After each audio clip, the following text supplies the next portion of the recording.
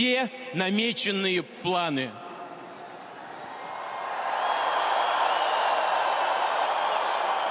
Но дело не только в этих решениях. Дело в том, что крымчане и севастопольцы поступили правильно, когда Ce n'est pas seulement que les gens de Crimée et de Sébastopol ont fait ce qu'il faut quand ils ont fait barrière contre les nationalistes et les néo-nazis, car ce qui se passait et se passe encore sur d'autres territoires en est la bonne confirmation. Les gens qui vivaient et vivent dans le Donbass ont rejeté ce coup d'État, eux aussi. Il y a eu ensuite des campagnes punitives qui ont été menées contre ces gens. Ces gens ont fait objet de blocus.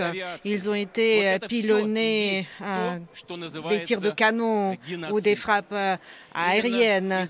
Tout cela, c'est ça ce qui s'appelle le génocide. Et c'est pour libérer ces gens de ces souffrances et de ce génocide.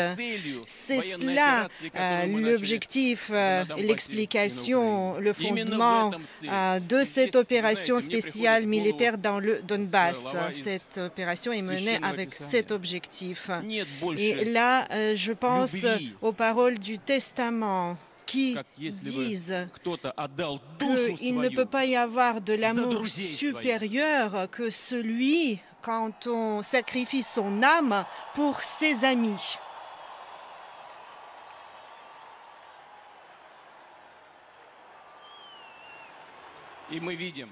Et nous voyons ces actes héroïques de nos gars qui combattent au cours de cette opération.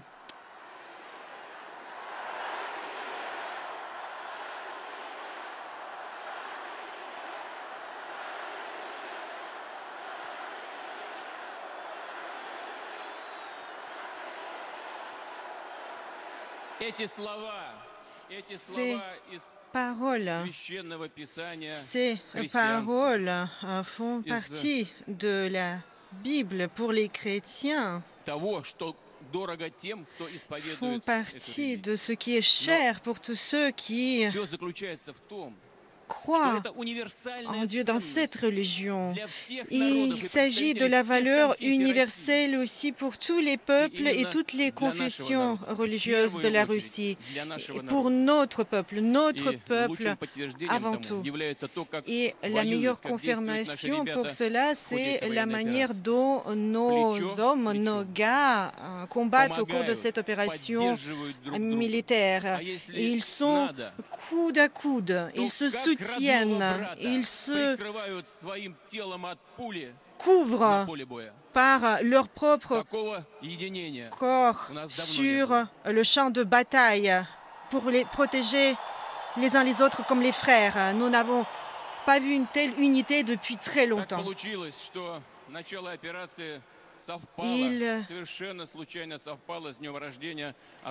C'est une coïncidence que le début de cette opération a coïncidé avec l'anniversaire d'un des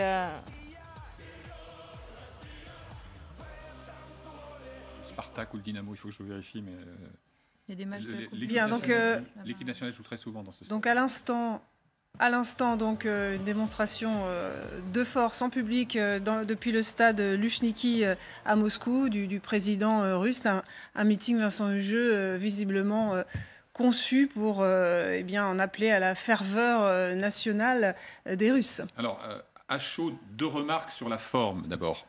On avait plutôt l'image ces derniers temps d'un Vladimir Poutine reclus dans son bureau du Kremlin, très à distance de ses visiteurs. On se souvient de cette table interminable, etc.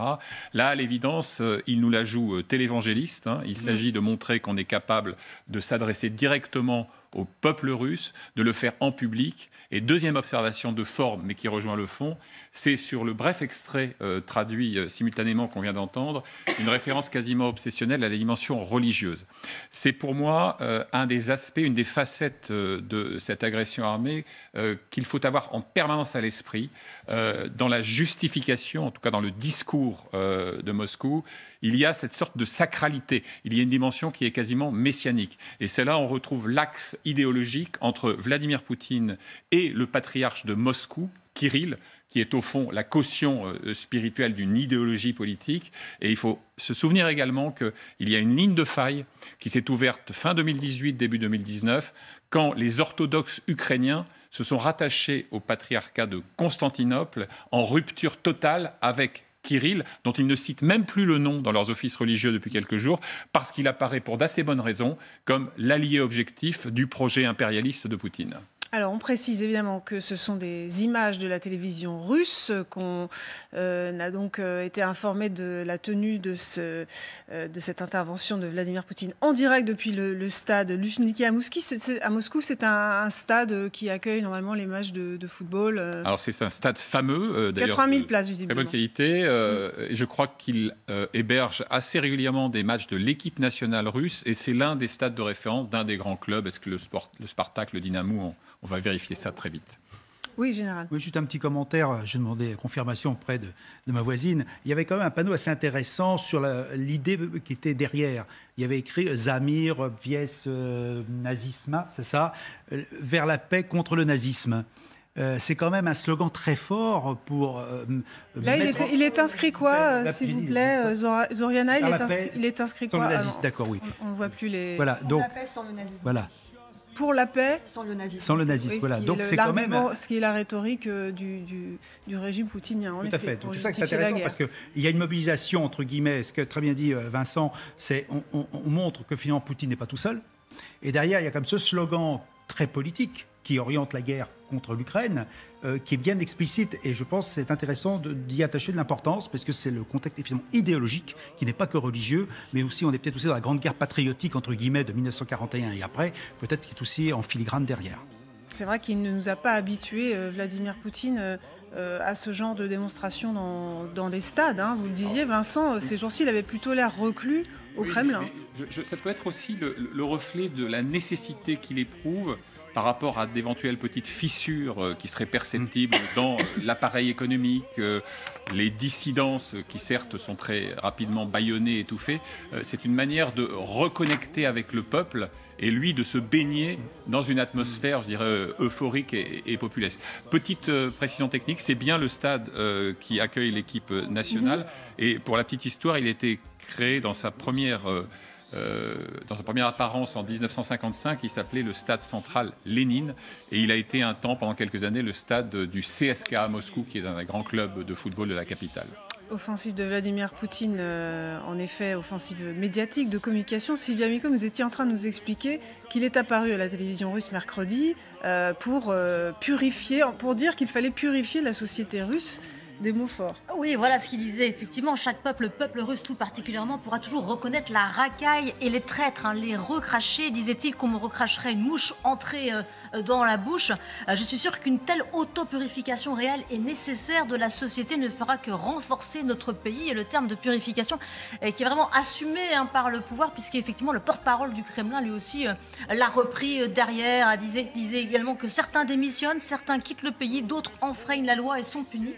Il faut savoir qu'il y a beaucoup de Russes qui sont partis ces dernières semaines à cause des restrictions qui ont été mises en place par le pouvoir. Et puis évidemment, il y avait cette adresse aux oligarques, vous en parliez tout à l'heure, qu'il les pointait du doigt. Il disait effectivement, il parlait même d'une 5e colonne sur laquelle s'appuieraient effectivement les Occidentaux, une 5e colonne de nationaux traîtres, ceux qui gagnent leur argent ici mais qui vivent ailleurs, effectivement, les oligarques, ceux qui ne peuvent pas se passer de foie gras et qui ont une villa à Miami ou sur la Côte d'Azur, mais ceux qui ne sont pas ici avec notre peuple. Voilà donc l'alerte de Vladimir Poutine. Charge très violente, Vincent Hegeux, contre oui, mais là aussi, les oligarques. Très instructif, parce que la thématique de la purification renvoie au registre religieux que j'évoquais tout à l'heure à propos de ce meeting apparemment improvisé